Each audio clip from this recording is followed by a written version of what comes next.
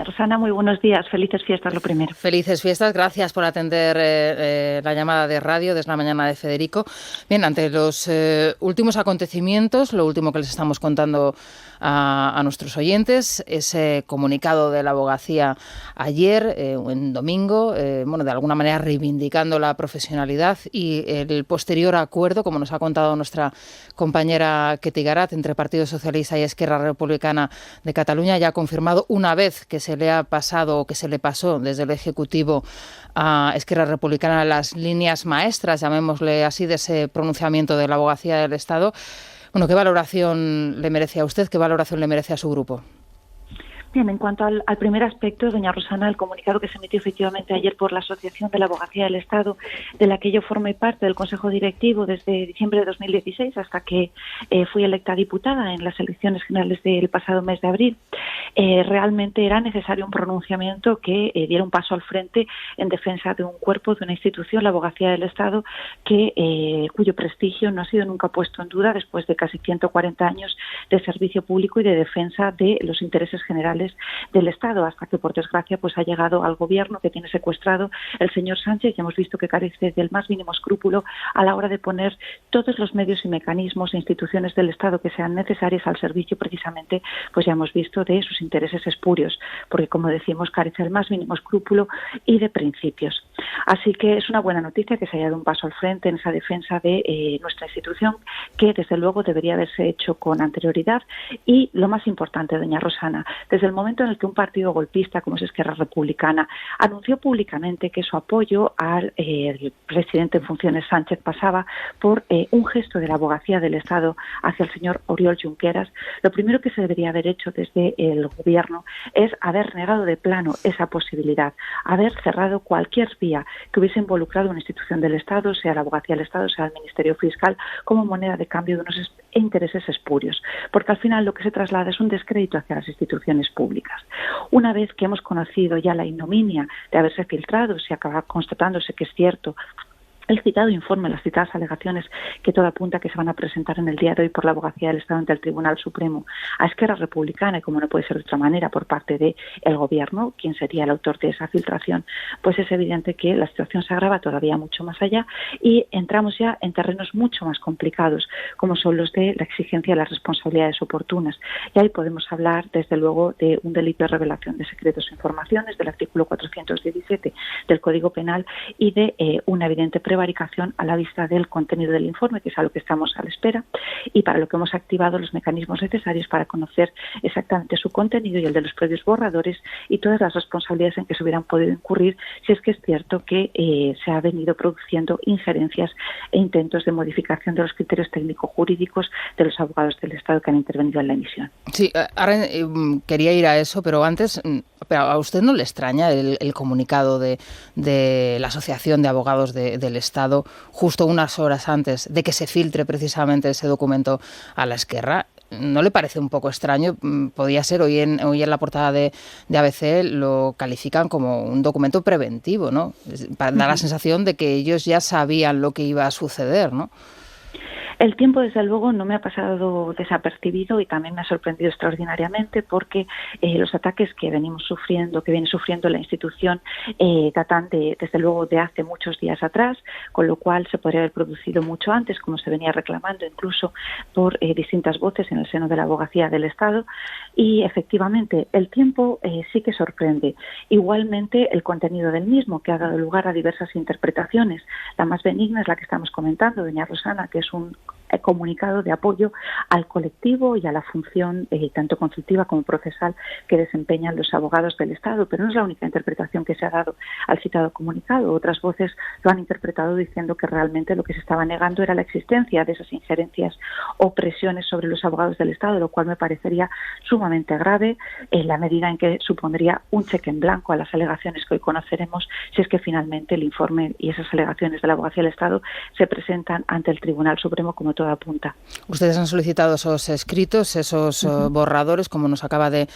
contar. ¿Sospechan, por tanto, ustedes que ha habido una intromisión por parte del Ejecutivo y hasta dónde están dispuestos a llegar? Bien, doña Rosana, lo que está claro es que las informaciones que venimos conociendo a través de los medios de comunicación, y eso también se lo puedo decir como abogado del Estado,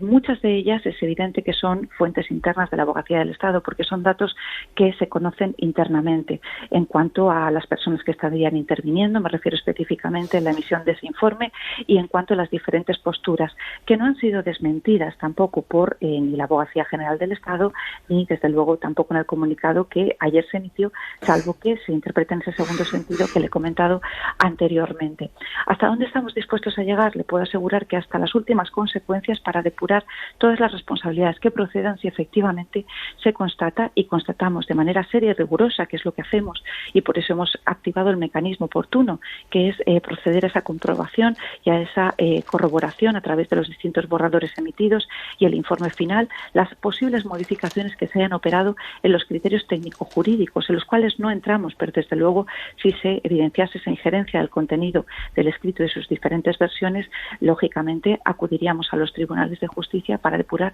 hasta la última responsabilidad, sea de quien sea. La última consecuencia podría ser una destitución, por ejemplo, del presidente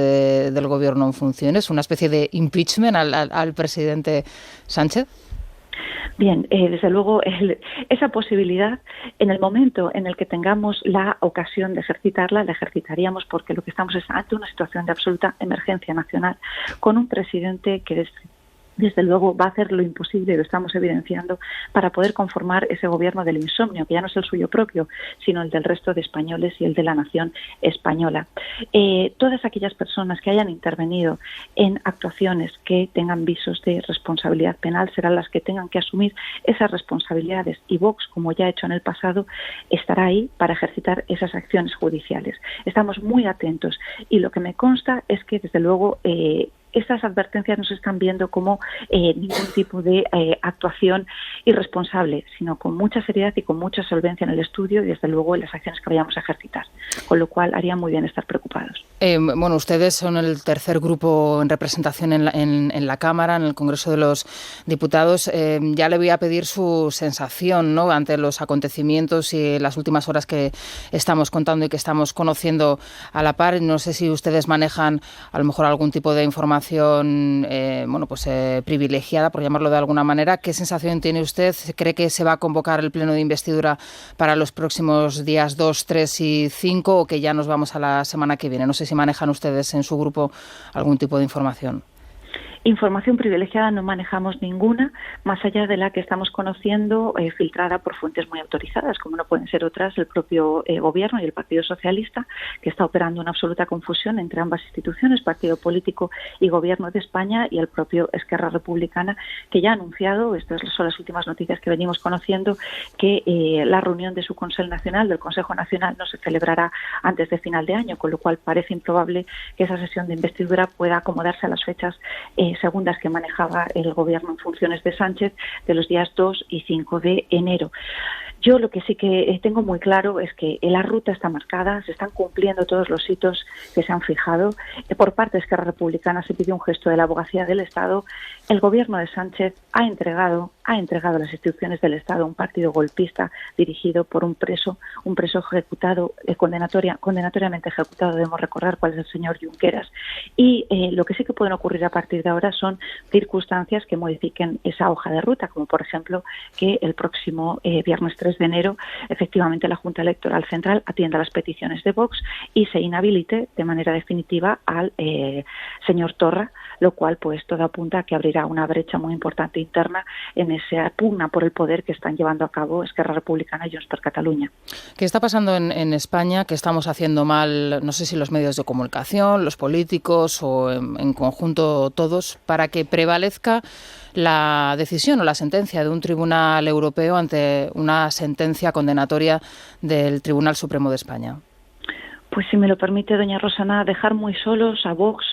cuando defendemos abiertamente que, con pleno respeto a las instituciones europeas, desde luego lo primero que hay que defender es la soberanía nacional de España, como hacen otros países sin ningún tipo de complejo. Así que, frente a esa eurosumisión que estamos viviendo en nuestro país y que, por desgracia, se alienta, en este caso, muy singularmente, por el presidente Sánchez en funciones, porque le interesa a sus fines golpistas, como cómplice que está siendo el golpe de Estado que se perpetra y se consuma en Cataluña y ahora en toda la nación, por cuanto está en jaque nuestro orden constitucional, desde luego no deberíamos tener ningún complejo y debería apoyarse a Vox cuando está defendiendo sin ningún tipo de fisuras, sin ningún tipo de complejo, esa defensa ante todo de nuestra soberanía nacional. Bueno, pero más allá de la defensa que se pueda hacer desde el partido político al que usted representa, permítame que hay algo que en general todos los políticos y quizá, y ahí me he incluido también a los periodistas, no estamos haciendo bien a la hora de explicar, ¿no?, a la ciudadanía qué valor tiene un tribunal frente a otro, ¿no? Bueno, es que realmente lo que se ha hecho es dar por sentado que efectivamente, una vez dictada esa sentencia por el Tribunal de Justicia, no nos queda más allá que proceder a un acatamiento sin mayor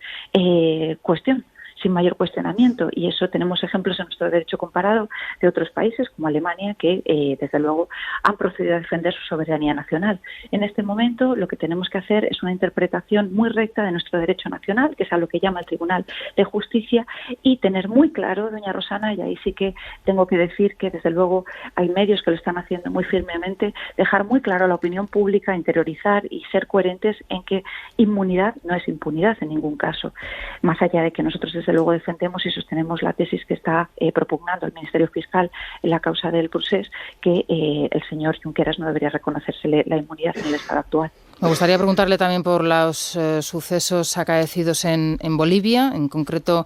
en la Embajada de México, donde este fin de semana, bueno, pues la responsable de la Embajada española acudía con 4 geos españoles, al parecer, bueno, y hay informaciones que así lo corroboran, e incluso expresidentes, ¿no?, y del país y altos dirigentes, que España, el gobierno de Sánchez en funciones, estaría ayudando a sacar del país a exaltos cargos bolivarianos y que estarían, bueno, pues también perseguidos en busca y captura por delitos de terrorismo, de sedición, de narcotráfico. ¿Qué informaciones tienen ustedes al respecto y qué acciones van a exigir al Ejecutivo de Sánchez para que dé explicaciones al respecto?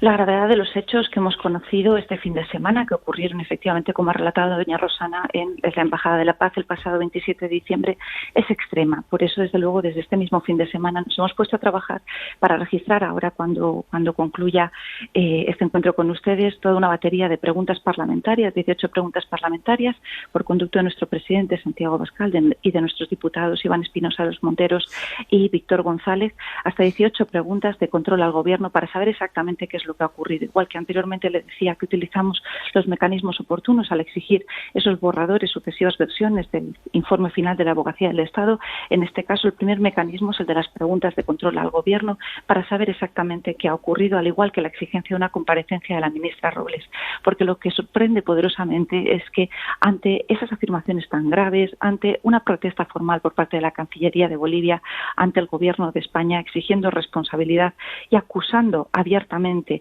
de haberse producido una colaboración, un intento de colaboración del Gobierno de España en la huida de quienes tienen la condición de exiliados en la Embajada de México, que ostentan la condición en algún caso de altos cargos del Gobierno del anterior Evo Morales, pues es evidente que debería haberse dado un paso al frente por parte del Gobierno de España para salir al paso de tan graves acusaciones y dar una información veraz de lo que habría acontecido. Máxime cuando se han filtrado, todo apunta, la identidad de los agentes del Cuerpo Nacional de Policía que acompañaban a el cónsul y a la encargada de negocios en la citada Embajada de España en Bolivia, y se están produciendo informaciones muy graves también atinentes a un cuerpo de extraordinario prestigio como es la Policía Nacional. Se habla del vínculo, por supuesto, de Podemos, ahí se habla de Monedero, de su empresa, de su asesoría. ¿Tienen ustedes conocimiento de que detrás de toda esta cuestión también pueda estar Zapatero, la intervención de Zapatero, del expresidente del Gobierno? Pues precisamente como lo que queremos constatar es hasta qué punto se produce esa intervención del expresidente del Gobierno de España, Zapatero, y los hechos que han dado lugar al conflicto diplomático el pasado 27 de diciembre es una de las cuestiones que preguntamos al Gobierno y que cuando tengamos a la señora Margarita Robles, nuestra ministra en funciones, en el Congreso de los Diputados igualmente preguntaremos. ¿Para cuándo está prevista esta comparecencia? Perdone. A la fecha no se ha señalado todavía un día exacto en el que vaya a comparecer. Todo apunta a que será una vez que haya concluido la investigación interna que se dice por parte del Ministerio en ese escueto comunicado en las redes sociales que se ha emitido, que se habría iniciado por parte de la Embajada o del Ministerio de Asuntos Exteriores. Bueno, pues estaremos muy pendientes también de esta cuestión. Doña Macarena Olona, la vemos en plena forma. ¿Cuándo la vamos a ver por el Congreso de los Diputados? Pues ya estoy incorporada, la verdad. Ya está incorporada, madre mía. Incorporada y con una sonrisa inmensa. Gracias a Dios me encuentro en perfectas condiciones y el pequeño también. Y la situación de emergencia nacional que estamos atravesando, pues le puedo asegurar que yo creo que es parte de lo que me ha ayudado a recuperarme tan fantásticamente y en tan poco tiempo. Porque es muy necesario. Hoy más que nunca considero que Vox es de extrema necesidad y tengo la imperiosa necesidad de aportar lo que pueda, lo que esté en mi mano para ayudar a hacer frente a esta situación de emergencia nacional. Bueno, y también el Colacel, que se lo hemos enviado antes, ¿eh? Quiero que sepa que le hemos enviado el Colacel. Que no se lo enviamos a todo el mundo, ¿eh? Lo sé y se lo agradezco muchísimo, doña Rosana. Se lo agradezco muchísimo. Que conste que es la segunda vez, ¿eh? Ya se lo hemos enviado. Pues seguro que hay una tercera, doña Macarena Olona. Gracias, doña Rosana. Muchas gracias, secretaria general. Un feliz año. Muchas gracias, igualmente. Feliz año para usted y para su familia.